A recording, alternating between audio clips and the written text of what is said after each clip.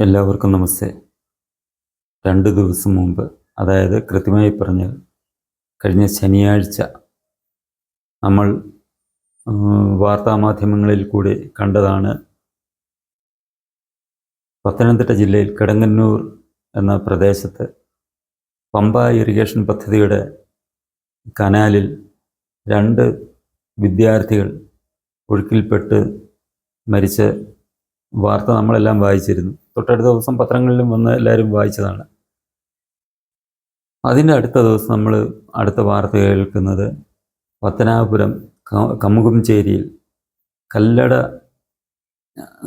ആറ്റിൽ ഒരു സ്കൂൾ വിദ്യാർത്ഥി ഒഴുക്കിൽപ്പെട്ടു മരിച്ച വാർത്തയെ നമ്മൾ കണ്ടു. ഇതെല്ലാം ഇവർ കുളിക്കാൻ ഇറങ്ങി ഉണ്ടായ സംഭവങ്ങളാണ്, അല്ലാതെ എടുത്തു ചാടുകയൊന്നും ചെയ്തില്ല. കുളിക്കാൻ ഇറങ്ങി അപകടത്തിൽപ്പെട്ട് അവർ ജീവൻ നഷ്ടപ്പെടുമായിരുന്നു. നിർഭാഗ്യകരമായിട്ടുള്ള സംഭവമാണ് ഉണ്ടായത്. ഇത് നമ്മൾ ഗൗരവതരമായി ചിന്തിക്കേണ്ട കാര്യം തന്നെയാണ്. ഈ രക്ഷകർത്താക്കളും സ്കൂൾ അധികൃതരും സ്കൂളിലെ PTA-കളും. കാരണം ഇത് കുട്ടികൾ, വീട്ടുകാർ പോലും അറിയാതെയാണ് പല അപകടങ്ങളും ഇങ്ങനെ സംഭവിച്ചുകൊണ്ടിരിക്കുന്നത്. പണ്ടൊക്കെ അപൂർവമായിട്ട് നമ്മൾ കേട്ടുകൊണ്ടിരുന്ന കാര്യങ്ങൾ ഇപ്പം വ്യാപകമായിട്ട് ഇത്തരം അപകടങ്ങളെക്കുറിച്ച് ആണ് നമ്മൾ ദുഃഖകരമായ വാർത്തകൾ ദിവസേന കേട്ടുകൊണ്ടിരിക്കുന്നത്. ഇത് ഗൗരവമായി ചിന്തിക്കണമെന്ന് ഞാൻ പറഞ്ഞത്. ഇത് ഇനി ഭാവിയിൽ ഇത് കൂടിക്കൊണ്ടിരിക്കത്തേ ഉള്ളൂ, കുറയാൻ പോകുന്നില്ല. കാരണം നമ്മുടെ കാലാവസ്ഥയാണേലും എല്ലാ രീതിയിലും മാറിക്കൊണ്ടിരിക്കുന്നു. പലയിടങ്ങളിലും കുടിവെള്ളം പോലും കിട്ടാൻ ബുദ്ധിമുട്ട്, കിണറുകൾ വറ്റി വരളുന്നു. അങ്ങനെയൊക്കെയുള്ള ഒരു സാഹചര്യം ഉണ്ടാകുമ്പോൾ നദിയെയും അതേപോലെ കനാലുകളെയും ഒക്കെ ആശ്രയിക്കുന്ന അവസ്ഥ, കുളിക്കാനും ഒക്കെ ആശ്രയിക്കുന്ന അവസ്ഥ കൂടുതലുണ്ടായിക്കൊണ്ടിരിക്കും. വീടുകളിലുള്ള കിണറുകളിൽ നിന്നും നമ്മൾ കുടിവെള്ളമായിട്ട് ഉപയോഗിച്ചുകൊണ്ട് കുട്ടികൾ ഉൾപ്പെടെയുള്ളവർ ഇത്തരം ജലാശയങ്ങളെ, കനാലുകളെ, കുളങ്ങളെ, നദികളെ ആശ്രയിക്കുന്ന സാഹചര്യത്തിലേക്കാണ് നമ്മൾ പോയിക്കൊണ്ടിരിക്കുന്നത്. അതിനാൽ നമ്മൾ മുൻപ് പറഞ്ഞതുപോലെ സ്കൂൾ അധികൃതർ, PTA, സ്കൂളുകളിലെ PTA-കൾ, സ്കൂളുകളിലെ തന്നെയല്ല, വിദ്യാലയങ്ങളിലെ മൊത്തം, കലാശാലകൾ, സർവകലാശാലകളിലേതും അതിനോടനുബന്ധിച്ചുള്ള കലാലയങ്ങളിലേതും ഉൾപ്പെടെയുള്ള PTA-കൾ ഗൗരവമായി ചിന്തിക്കേണ്ട ഒരു കാര്യമാണ്. ഈ സംഭവങ്ങൾ നമ്മളെ ചൂണ്ടിക്കാട്ടുന്ന ഈ സംഭവങ്ങളിലൊക്കെ നമ്മളെ നയിക്കുന്നത്. കാരണം ഈ മേൽ പറഞ്ഞതുപോലെ ഇനിയും ജലദൗർലഭ്യം, കുടിവെള്ളം തന്നെ തീർത്തും ദുർലഭമായിക്കൊണ്ടിരിക്കുന്ന സാഹചര്യത്തിൽ ഇതേപോലുള്ള കാര്യങ്ങൾക്ക് വേണ്ടി വസ്ത്രം കഴുകാനും കുളിക്കാനും ഒക്കെ നമ്മൾ ജലാശയങ്ങളെ ആശ്രയിക്കുന്ന ഘട്ടത്തിലേക്ക് എത്തിയിരിക്കുകയാണ്.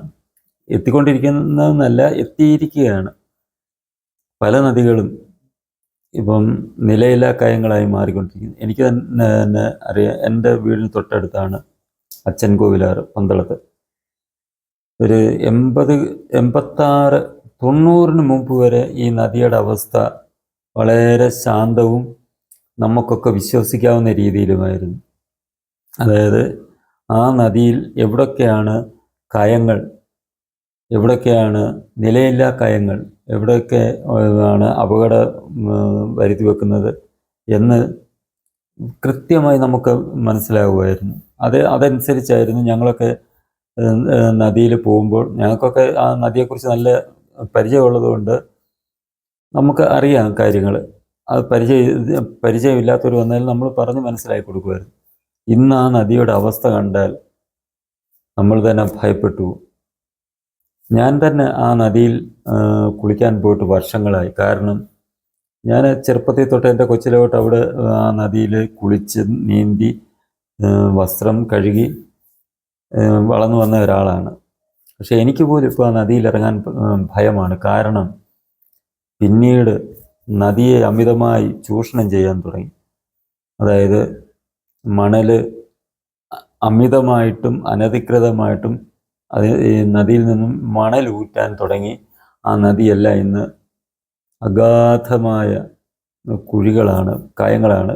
ഏത് ഭാഗത്ത് നോക്കിയാലും കയം എന്നുള്ള ഒരു കാര്യമല്ലാതെ അവിടെ നമുക്ക് കാണാൻ കഴിയില്ല. പണ്ടത്തെ അവസ്ഥ അങ്ങനെ ആയിരുന്നില്ല. മുട്ടിന് താഴെ വരെ ഉള്ള ഭാഗങ്ങളുണ്ട്. നല്ല തെളിനീര് ഒഴുകിക്കൊണ്ടിരുന്നു, നമുക്ക് നടന്നു പോകാവുന്ന പോലെ. ആ സാഹചര്യം മാറി ഇന്ന് പാതാളം വരെ കുഴിയായിട്ട് ഈ പണത്തിനോടുള്ള അത്യാർത്തി മൂത്ത് അത്യാർത്തിയോടുകൂടി കുറേ ഒരു വിഭാഗം നദികളെ മൊത്തം ചൂഷണം ചെയ്തു. നദിയെ മൊത്തം വാരി കുഴിച്ച് പാതാളം വരെയും കുഴിച്ചു. ഇതിന് ഉദ്യോഗസ്ഥരും രാഷ്ട്രീയക്കാരും എല്ലാം കൂട്ടുനിന്നു. അതുകൊണ്ടാണ് അവരത് ചെയ്തത്. അവരെല്ലാം സാമ്പത്തികമായി മെച്ചമുണ്ടാക്കി. പക്ഷേ അതിൻ്റെ അനുഭവിക്കുന്നത് സാധാരണക്കാരായിട്ടുള്ള ജനങ്ങളാണ്. എത്രയോ കുഞ്ഞുങ്ങൾ, എത്രയോ അമ്മമാരുടെയും അച്ഛന്മാരുടെയും കണ്ണുനീരാണ് ഈ നദികളിൽ കൂടി ഇന്ന് ഒഴുകുന്നതെന്ന് നമ്മൾ ചിന്തിച്ച് നോക്കുക. അത് നമ്മൾ തന്നെ വരുത്തി വെച്ച കാര്യം തന്നെയാണെന്ന് നമുക്ക് പറയാം. കാരണം നമ്മുടെ നാട്ടിൽ ഇങ്ങനെ ഒരു നദിയെ ഇങ്ങനെ ചൂഷണം ചെയ്തപ്പോൾ നമ്മൾ അതിനെ പ്രതിരോധിക്കാൻ തയ്യാറായില്ല. കാരണം പലരും ഭയം കൊണ്ടാണ്. ഇതൊരു വലിയൊരു ലോബിയായിരുന്നു. ഇതിനെ ആരെങ്കിലും എതിർത്താൽ അവന് ഒന്നുമല്ലേ നടന്നു പോകുമ്പോഴാണെങ്കിലും വണ്ടി ഇടിച്ച് കൊല്ലാൻ വരെ ഇവർ ശ്രമിക്കുന്നത് പോലുള്ള ഒരു ലോബിയായിരുന്നു. അവർക്ക് പോലീസും റവന്യൂ ഉൾപ്പെടെയുള്ളവർ സപ്പോർട്ട് വരുന്നത്. കാരണം നല്ലൊരു വിഹിതം ഇവർക്ക് കൊടുക്കുമായിരുന്നു. അതുകൊണ്ട് ഇവർ പിടിക്കത്തില്ല, കേസെടുക്കത്തില്ല. എനിക്ക് തന്നെ അറിയാം, പന്തളത്ത് ഇതേപോലുള്ള ഇതുണ്ടായിരുന്നു. പോലീസുകാരൊക്കെ ഇഷ്ടത്തിന് പൈസ ആയിരുന്നു ഉണ്ടായിക്കൊണ്ടിരുന്നത്. ഓരോരുത്തർക്കും പൈസ കൊടുത്തിട്ടാണ് ഇവിടുന്ന് മണൽ കടത്തിക്കൊണ്ടിരുന്നത്. അങ്ങനത്തെ ഒരു സാഹചര്യത്തിൽ കൂടിയാണ് ഈ നദികളൊക്കെ ഇങ്ങനെ നശിക്കാൻ കാരണം.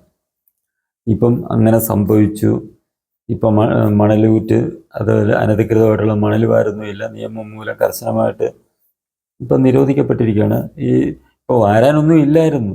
അവസാനം ചെളി വരെയാണ് വാരിക്കൊണ്ട് കൊടുത്ത് മണലാണെന്നും പറഞ്ഞ് കൊടുത്ത് ഓരോരുത്തർ പണം സമ്പാദിച്ചുകൊണ്ടിരുന്നത്. ഇപ്പോൾ അതൊക്കെ പോട്ടെ, അത് കഴിഞ്ഞ കാര്യങ്ങൾ. ഇനി നമ്മൾ ചിന്തിക്കേണ്ടത് നമ്മുടെ കുഞ്ഞുങ്ങൾക്ക് ഇങ്ങനെ ഇനിയൊരു അവസ്ഥ ഉണ്ടാകാതെ ശ്രദ്ധിക്കുക എന്നുള്ളതാണ്. അതിന് ഈ കുട്ടികൾ, അവർക്ക് ചിന്താശക്തി കുറവായതുകൊണ്ട് അവരെ അപകട സാധ്യത പോലും ചിന്തിക്കാതെ എടുത്തു ചാടും. വെള്ളത്തിലിറങ്ങാൻ തയ്യാറാകും, കുളിക്കാൻ. ഇപ്പോൾ തന്നെ കിടങ്ങുന്നൂർ 2 കുഞ്ഞുങ്ങൾ സ്റ്റുഡൻസ് പോലീസ് കേഡറ്റുകളായിരുന്നു.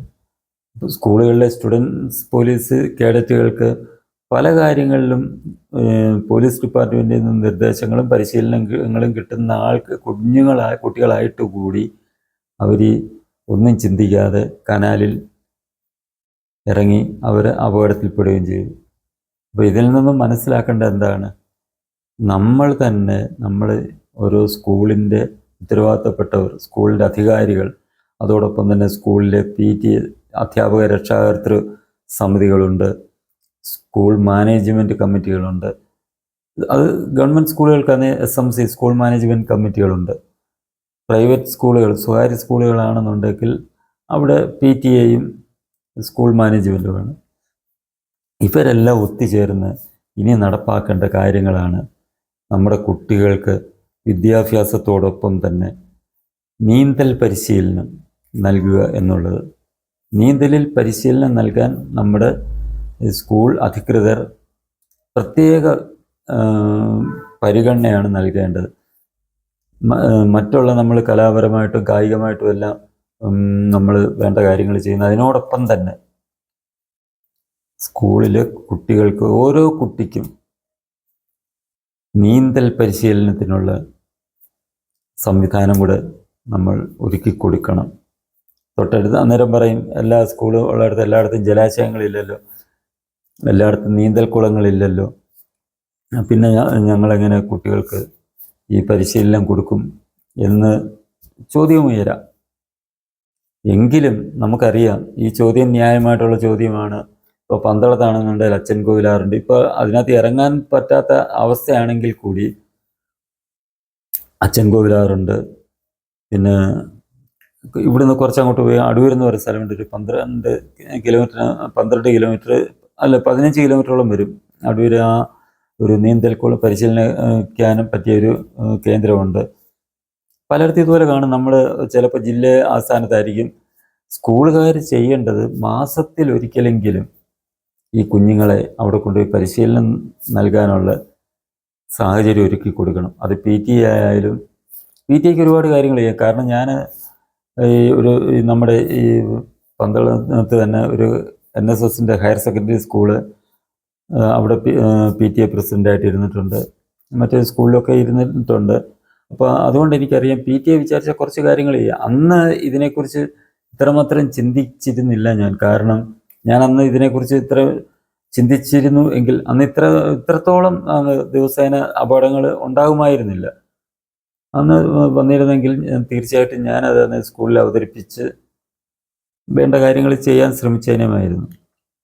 അപ്പം അത് രക്ഷകർത്താക്കൾ പ്രത്യേക താല്പര്യം എടുക്കണം. രക്ഷകർത്താക്കൾ PTA മീറ്റിങ്ങുകളിൽ പോയിട്ട് ഇതുപോലുള്ള ആവശ്യങ്ങൾ ഉന്നയിച്ച് അത് നടപ്പാക്കാൻ ശ്രമിക്കണം. കാരണം കുഞ്ഞുങ്ങളുടെ കാര്യം, അവർക്ക് ഈ വെള്ളത്തിലിറങ്ങിയാൽ അവർ വിചാരിക്കുന്നത് വെള്ളത്തിലോട്ടിറങ്ങിയാൽ കാലും കൈ ഇട്ടടിച്ചു കഴിഞ്ഞാൽ വെള്ളത്തിൻ്റെ മുകളിൽ പൊങ്ങിക്കിടക്കും എന്നാണ് കുഞ്ഞുങ്ങളുടെ ചിന്ത. അതിനെ നമ്മൾ കുറ്റം പറയൊക്കത്തില്ല.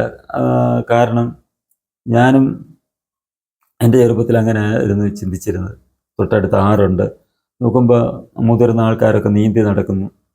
ഞാനും വെള്ളത്തിലിറങ്ങി ഞാൻ അതിൽ ഇതേപോലെ ചിന്ത കൊണ്ട് വെള്ളത്തിലിറങ്ങി കാലും കൈ ഇട്ട് അടിച്ചു കഴിഞ്ഞാൽ വെള്ളത്തിൽ പൊങ്ങിക്കിടക്കും, അല്ലെ വെള്ളത്തിൻ്റെ മുകളിൽ കൂടെ മുന്നോട്ട് പോകുമെന്നുള്ള ഒരു ചിന്ത വെച്ച് ഞാൻ ഇറങ്ങിയിട്ടുണ്ട്. ഞാൻ ആറ്റിൽ അങ്ങനെ ഇറങ്ങി ആദ്യമായിട്ട് ഇത് വെള്ളം കുടിക്കുന്നത് അങ്ങനെ വെള്ളത്തിനകത്ത് ഇറങ്ങിയിട്ട് കാലും കൈയിട്ട് അടിച്ചു കഴിയുമ്പോൾ നമ്മൾ വെള്ളത്തിൻ്റെ മുകളിൽ പൊങ്ങിക്കിടക്കും എന്നുള്ള ചിന്തയിൽ ഞാൻ ഈ അച്ചൻകോലായിട്ട് ഞങ്ങളുടെ അടുത്തുള്ള കടവിൽ ഇറങ്ങി. പക്ഷേ അന്ന് ഞാൻ ഇച്ചിരി വെള്ളം കുടിച്ചു. അത് കയമൊന്നും ഇല്ലാതിരുന്നതുകൊണ്ട് നമ്മൾ മുങ്ങിപ്പോയില്ല. ആ ഒരു ചിന്തയാണ് മിക്ക കുട്ടികളുടെ മനസ്സിൽ. അപ്പം അതുകൊണ്ട് അങ്ങനെയല്ല എന്നുള്ളത് പരിശീലനത്തിൽ കൂടി മാത്രമേ ഈ വെള്ളത്തിൻ്റെ മുകളിൽ നമുക്ക് പൊങ്ങിക്കിടക്കാൻ കഴിയൂ എന്നുള്ള ചിന്ത കുഞ്ഞുങ്ങളിൽ പലർക്കും ഇല്ലാത്തതാണ് ഇതുപോലുള്ള അപകടങ്ങൾ വിളിച്ചു വരുത്തുന്നത്. ഇത് മാറ്റിക്കൊടുക്കാൻ വേണ്ടി ബോധവൽക്കരണത്തോടൊപ്പം തന്നെ കുഞ്ഞുങ്ങൾക്ക് നീന്തൽ പരിശീലനം കൊടുക്കാൻ സ്കൂൾ അധികൃതരും PTAയും ബന്ധപ്പെട്ടവരും വിദ്യാഭ്യാസ വകുപ്പ് ഉൾപ്പെടെയുള്ളവരും ബന്ധപ്പെട്ടവർ അടിയന്തര നടപടികളാണ് സ്വീകരിക്കേണ്ടത്. അല്ലെങ്കിൽ കാരണം നമുക്കറിയാം നമ്മുടെ കുഞ്ഞുങ്ങൾ നമ്മുടെ വീട്ടിൽ മാത്രമല്ല എപ്പോഴും ഇരിക്കുന്നത്. ഈ കിടങ്ങന്നൂർ തന്നെ സംഭവിച്ചത് മെഴുവേലിയിലുള്ള ഒരു കുട്ടിയാണ്, 1 കിലോമീറ്ററുകൾക്ക് ദൂരെയുള്ള ഒരു കുട്ടിയാണ് കനാലിൽ പോയത്. ആ കുട്ടിയുടെ കൂട്ടുകാരൻ കിടങ്ങന്നൂരുള്ള കനാലിനടുത്തുള്ള ആ കുട്ടിയെയും വിളിച്ചുകൊണ്ട് രണ്ടുപേരും കൂടെയാണ് അവിടെ വെള്ളത്തിലിറങ്ങിയത്. അപ്പം നമ്മൾ ചിന്തിക്കേണ്ടത് നമ്മുടെ അടുത്ത് ജലാശയങ്ങളില്ല, എൻ്റെ കുഞ്ഞ് അല്ലെ എൻ്റെ മക്കൾ വെള്ളത്തിൽ പോകത്തില്ല എന്നുള്ള ചിന്ത നമുക്ക് വേണ്ട. ഇവർ ദൂരെ എവിടെയെങ്കിലും പോയി, ഇവരുടെ സുഹൃത്തുക്കളോടൊപ്പം ഇവരെവിടെയെങ്കിലും പോയി. അപ്പോൾ എന്നാൽ സുഹൃത്ത് നീന്തറിയാവുന്ന ആളാണെങ്കിൽ പോലും നമുക്ക് വിശ്വസിച്ച് ഇറങ്ങാൻ പറ്റത്തില്ല. കാരണം വെള്ളത്തിൽ എന്തെങ്കിലും സംഭവിച്ചു കഴിഞ്ഞാൽ അതിവിദഗ്ധരാണെങ്കിൽ മാത്രമേ ഏതെങ്കിലും രീതിയിൽ നമുക്ക് ഒരാളിനെ അപകടത്തിൽപ്പെടുന്നവരിൽ രക്ഷിക്കാൻ കഴിയത്തുള്ളൂ. അതുപോലെ ഇതൊരു പ്രത്യേകത. നമ്മൾ ഒരു അപകടത്തിൽപ്പെട്ട കച്ചിത്തുരുമ്പിനെ എന്തെങ്കിലും നമ്മൾ പിടിക്കുമെന്നാണ് പറയുന്നത് രക്ഷപ്പെടാൻ. നമ്മൾ പറയും വെള്ളത്തിലൊരു മുങ്ങിത്താഴാൻ പോകുന്ന ഒരാളിൻ്റെ മുടിയെ പിടിച്ച് വലിച്ച് രക്ഷപ്പെടുത്താൻ പാടില്ല, അവൻ്റെ കയ്യേലോ ശരീരത്തിലോ പിടിച്ച് അവനെ രക്ഷിക്കാൻ ശ്രമിക്കരുതെന്ന് പറയും. ഇങ്ങനെ ശ്രമിക്കുന്നവർ എത്ര വിദഗ്ധരായിട്ടുള്ള നീന്തലുകാരാണെങ്കിലും അവരും വെള്ളത്തിൽ താണുപോകും. കാരണം ഈ അപകടത്തിൽപ്പെടുന്ന ആൾ എന്ത് ചെയ്യും? രക്ഷപ്പെടാൻ വേണ്ടി അവൻ മറ്റൊന്നും ചിന്തിച്ചില്ല. നമ്മളെ അപകടപ്പെടുത്തണമെന്ന് ഉദ്ദേശിച്ചല്ല. നമ്മളെ കയറി പൂണ്ടടക്കം പിടിച്ചു വന്നിരിക്കട്ടെ, നമ്മൾ രക്ഷിക്കാൻ ചെന്നു, പൂണ്ടടക്കം നമ്മളെ കയറി പിടിച്ചു, നമുക്ക് അനങ്ങാൻ പറ്റാത്ത അവസ്ഥയാവും. നമ്മളും സ്വാഭാവികമായിട്ടും ജലാശയത്തിൽ പോകുന്ന അവസ്ഥയുണ്ടാകും. അത് അത്ര അപകടകരമായിട്ടുള്ള ഒരു സംഭവമാണ് ഈ ജലാശയവുമായിട്ട് ബന്ധപ്പെട്ട് സംഭവിക്കാൻ പോകുന്നത്, വെള്ളത്തിൽ സംഭവിക്കുന്നത്. മറ്റേതൊരു കാര്യം നമ്മൾ വെള്ളത്തിന് മുകളിലാണെങ്കിൽ ഏതൊരു കാര്യം നമുക്ക് വേണേൽ ഓടി രക്ഷപ്പെടാം എന്ന് നമുക്ക് ചിന്തിക്കാം, പറയാം. പക്ഷെ ഇതത് പറ്റത്തില്ല. അതുകൊണ്ടാണ് പറയുന്നത് നമ്മുടെ എല്ലാ കുട്ടികൾക്കും നീന്തലിൽ പരിശീലനം ലഭിക്കുന്ന നടപടികളിലേക്ക് സ്കൂൾ അധികൃതരും രക്ഷകർത്താക്കളും PTA അല്ലെന്നുണ്ടെങ്കിൽ SMC പോലുള്ള സംവിധാനങ്ങളും ശക്തമായി പ്രവർത്തിക്കണം. അവർക്ക് വേണ്ട പരിശീലനം കൊടുക്കാനുള്ള എല്ലാ നടപടികളും സ്വീകരിച്ച് എല്ലാ കുട്ടികളും ഒരു കുട്ടി പോലും ഈ നീന്തൽ പരിശീലനം നഷ്ടപ്പെടുന്ന അവസ്ഥ ഉണ്ടാകാതിരിക്കാൻ വേണ്ടിയുള്ള നടപടികൾ നമ്മുടെ ബന്ധപ്പെട്ടവർ സ്വീകരിക്കണം. സ്വീകരിച്ചില്ല എങ്കിൽ നമുക്ക് നഷ്ടപ്പെടുന്ന ഒരുപാട് കുഞ്ഞുങ്ങളെ നഷ്ടപ്പെടും, ഒരുപാട് കുടുംബങ്ങളുടെ കണ്ണീര് കാണേണ്ടി വരും. നമ്മുടെ രാജ്യത്തിന് പ്രയോജനപ്പെടേണ്ട ഒരുപാട് ജീവിതങ്ങൾ നമുക്ക് നഷ്ടപ്പെടും, ഒരുപാട് യുവതലമുറ നഷ്ടപ്പെടും. അത് വരാതിരിക്കുന്നതിനായി വേണ്ട നടപടികൾ രക്ഷകർത്താക്കളും സ്കൂൾ അധികൃതരും സ്വീകരിക്കാൻ ഇനി അല്പം പോലും വൈകിക്കൂടാ എന്ന് മാത്രമാണ് എനിക്ക് പറയാനുള്ളത്, നിങ്ങളോട് അറിയിക്കാനുള്ളത്. എല്ലാവർക്കും ശുഭദിനം ആശംസിക്കുന്നു. ഈ ചാനൽ നിങ്ങൾക്കിഷ്ടമായെങ്കിൽ സബ്സ്ക്രൈബ് ചെയ്യുക, ഒപ്പം തന്നെ ലൈക്ക് ചെയ്ത് ഷെയർ ചെയ്ത് ബെൽ ബട്ടണും അമർത്തുക.